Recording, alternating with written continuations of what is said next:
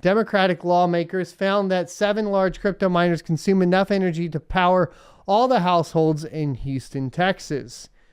And so how does that translate? Let's go back into it one more time just so you guys are aware of what's happening in Texas.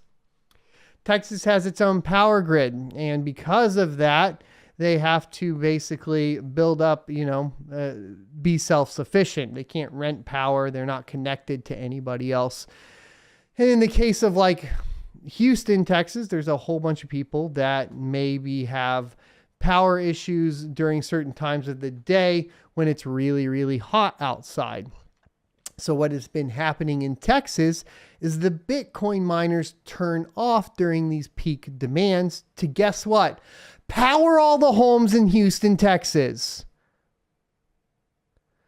Now, when that power is not being used by all the homes in Houston, Texas, crypto miners are able to monetize it and therefore help the energy companies generate additional revenue to do what?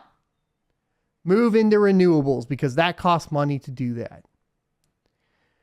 Let's get into the FUD. In a letter sent to the U.S. Environmental Protection Agency and the Department of Energy, 6 Democrats. If you tell me one more time that I shouldn't point out that they're Democrats, I'm going to lose it.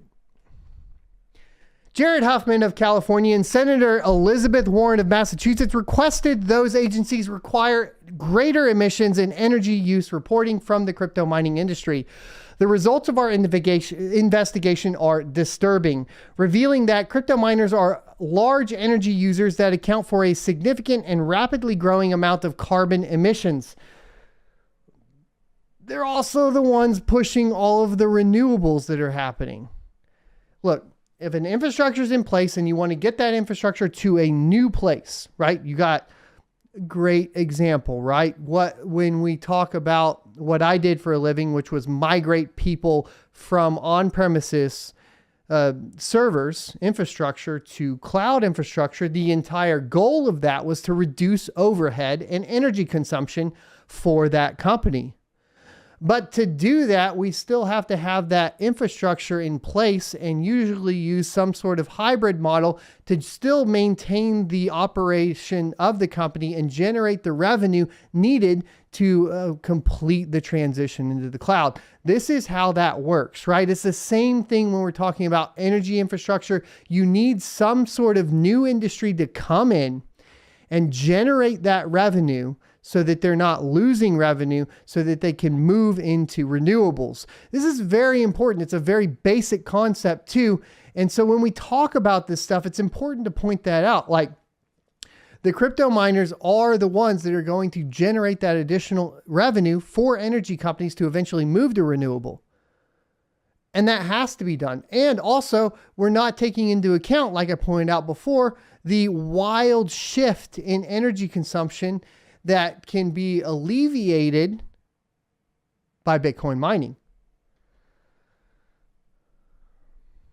Our investigation suggests that the overall U.S. crypto mining industry is likely to be problematic for energy and emissions, they added.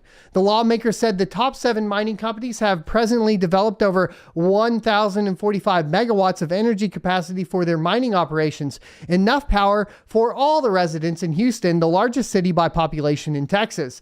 The group is further alarmed by miners' plan to increase capacity by nearly 230%, enough to power another 1.9 million households. They also noted that much remains unknown about the full scope of mining activity and requested the 2 agencies work together to require reporting of energy use and emissions from crypto miners. The group asked for a response from EPA and the DOE by August 15th. This isn't the first time the lawmakers have urged federal agencies to look into energy consumptions of the crypto miners.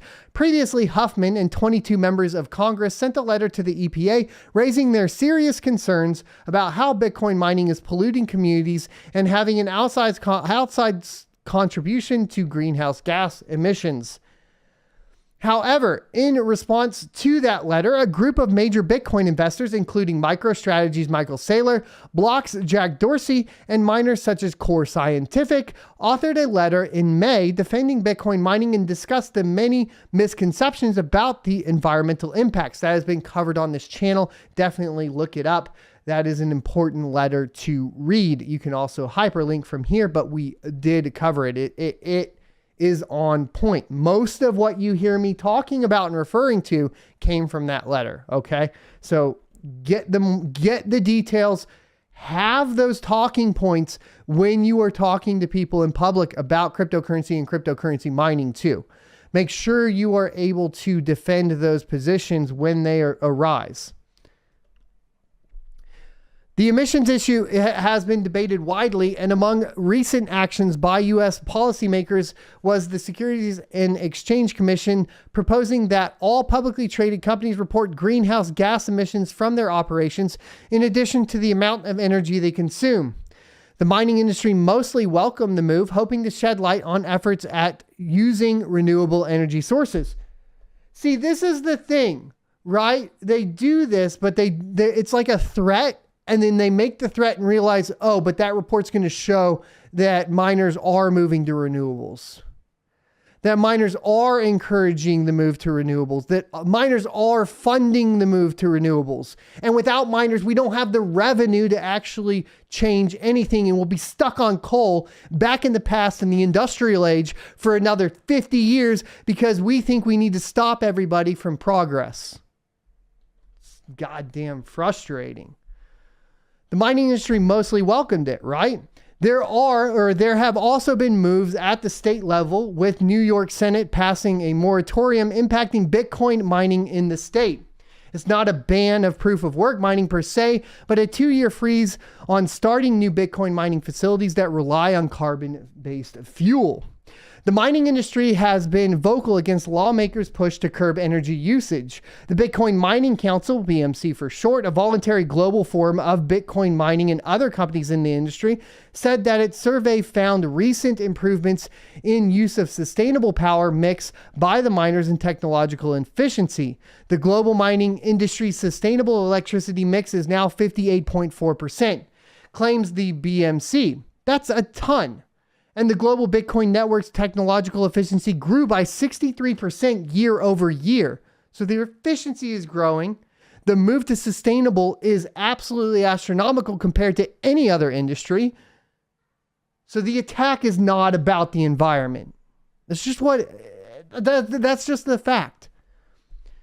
This efficiency gain reaffirms the fact that as the Bitcoin network continues to grow, it will become even more efficient over time, said the BMC. Agreed. Make sure those points are also covered in that response to the open letter regarding the executive order surrounding regulation for cryptocurrency when you go fill that out, which is due by, I believe, August 8th. August 8th. And there's a video on this channel with a link all over to that. So go check that out. Look, Russia's not looking any friendlier with cryptocurrency. Vladimir Putin bans digital payments in Russia. Rules for thee, not for me. He has signed a bill that adds to a previous prohibition against cryptocurrency payments in the country. Russia President Vladimir Putin has signed a law banning digital payments across the nation, according to a policy amendment on Thursday. The law was approved by the Russian Assembly, known as the Duma, on July 8th. It bans the use of digital securities and utility tokens as a means of payment for goods, services, and products in Russia. The amendment adds to the previous digital asset law drafted in 2020, which banned cryptocurrencies from being used in payments. In February, Russia's Ministry of Finance introduced a bill to Parliament that would regulate cryptocurrencies in the country. This is in contrast to the view of the Bank of Russia, which has pushed for crypto activity to be banned.